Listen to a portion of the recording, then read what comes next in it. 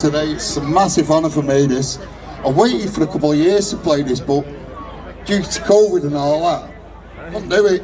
Anyway, I'm going to kick off with a poem called Wigan Diggers. In 1649, they marched at St George's Hill, brothers together carrying out the people's will. They came to work the land, reclaiming what was free, to make the country equal for you and for me. The landowners were not happy. The land they seen as their own, cottages set on fire, even destroying the corn. You poor take courage for standing tall. The land is a treasure for one and for all. No man has a right to be called a lord when with his crops he does hard. They stole the land, they stole what's ours in this, the pleasant England. One rule for the rich and another for the poor. You diggers stand for glory. You landowners, you know the score. All things in common, we all bleed the same. Landowners and lords, and your heads in shame. Thank you. Hey, well done, Si. That poem, Wigan Diggers, is now a song by the brilliant Sheedy Frost. You can listen to it on SoundCloud. It's also on the CD, The Winds of Salford. Track 2 is called 1649, and that's available on Spotify. Right, during the lockdown period, for me, one young lad stood tall by the name of Marcus Rashford. Yes, don't forget the name like Gavin Williamson, that clown of an education secretary. Perhaps he should be back at school. Anyway, Marcus forced the government into a U-turn over school meals, and his campaigning has been absolutely amazing. If ever a number 10 deserves to be at number 10, it's that lad. This poem is about how he missed the penalty and how his mural in Manchester was defaced. There's no place in our society for any form of racism. When we win, my colour you cannot see. I miss a penalty. Why have you changed your view of me? I wear this shirt with so much pride, giving it me all, prepared to die for the side. Being a team member, sitting on the bench with social injustice, I'll come off that fence. You thanked me when you used my voice, now you've made your choice. Deface my mural, my town will cover it in love. Heartfelt notes, I feel blessed from above. My passion, compassion and desire to change lives will continue until they stop to deprive. Your education is lacking, you see. You'll never be a man like me. You're filled with hate, everyone will agree. But I, Marcus, will forgive you. I only wish you could be like me. And when one of our own you do attack, Marcus, the whole of Manchester will have you all back. Thank you. Yay!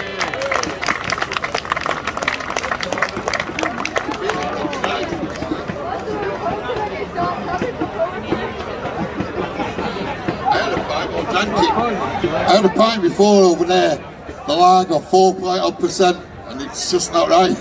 Throat's gone dead dry.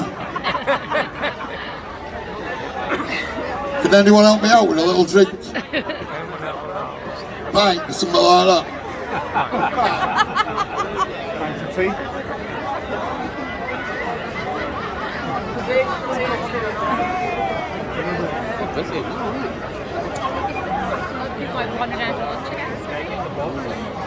This next poem is about our amazing NHS and the brilliant work they've done, and how our Tory government is treating them with disgust when it comes to a pay rise.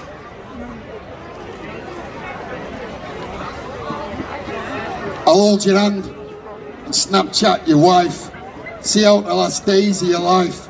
Then when I'm alone, I'll pick up the phone and I'll ask the moneylender for a loan. You clap to show gratitude outside number 10. Then you offer me 1% and you're hiding your den.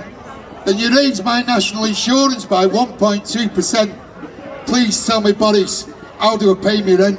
It was a massive problem. We had no PPE. Why can't you see what you're doing to me? We're all in this together, that was a call. But when I look at my wages, there's nothing at all. All respect has left my heart. Your selfishness has torn me apart. I clap outside, don't pay my bills, but I'll carry on, comforting them that are ill. No passion at all, it does sadly lack. We all feel we've been knifed in the back. And all those long lost Thursdays when we clapped and cheered is slowly being sold off, just as we feared. Thank you. Yay!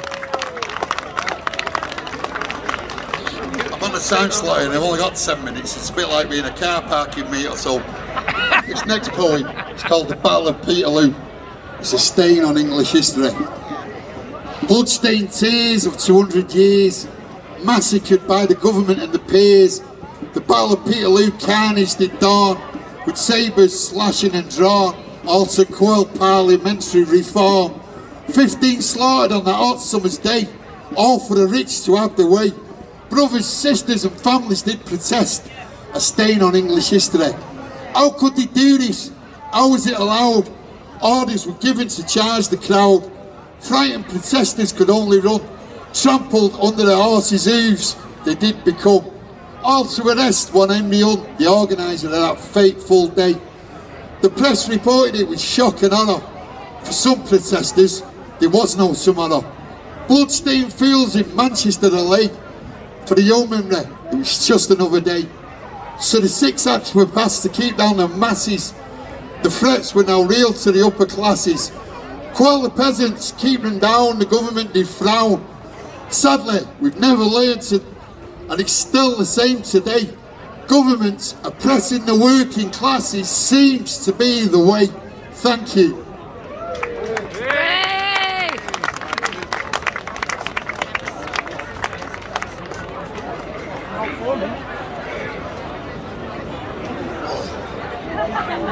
Right, sadly this is the last one you've got to endure. This poem is called Manchester. Manchester is magical, radical, it's our capital. It's our town, it's on its own, it's a place we call home. From slum housing to bombs on our city, never once have we asked for pity. We dust ourselves off and we go again. Never do we complain about the pain. From St. Peter's to being crushed, killing our own, the crowds were rushed.